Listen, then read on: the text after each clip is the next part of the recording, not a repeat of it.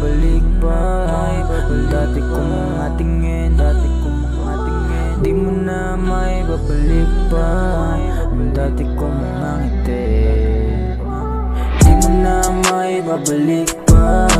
Ang dati kong mga tingin, di mo na may babalik pa. Ang dati kong mga ngiti.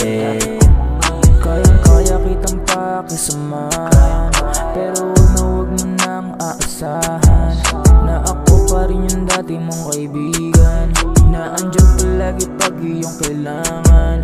Di na para makipagplastikan, ang gusto ko lang na may kapayapaan at magpapatao para sa kapwa-tao. Pero sa tulad niyong peke lahat ay limitado.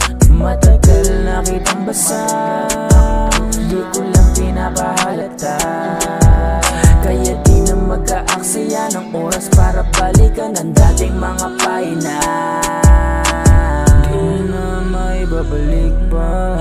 Ang dati kong mga tingin, di mo na may babalik pa. Ang dati kong mga ngiti, di mo na may babalik pa. Ang dati kong mga tingin, di mo na may babalik pa. Ang dati kong mga ngiti.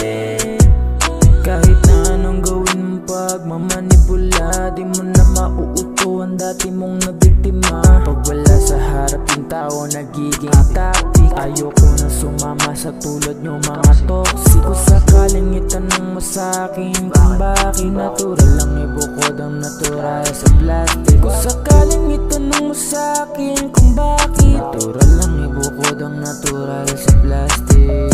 Basta ako, tapos na ako dyan. Lahat ng yan ay nagawa akong malampasan, kaya pasensya na kung wala kang mapagtripan. Di kasi akong bobo para kayo ay pagtiisan. Kaya di mo na may babalik pa. Ang dati kong mga tingin, di mo na may babalik pa. Ang dati kong mga ngiti, di mo na may babalik pa.